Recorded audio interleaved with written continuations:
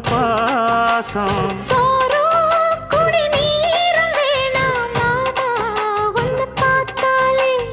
ஆறும்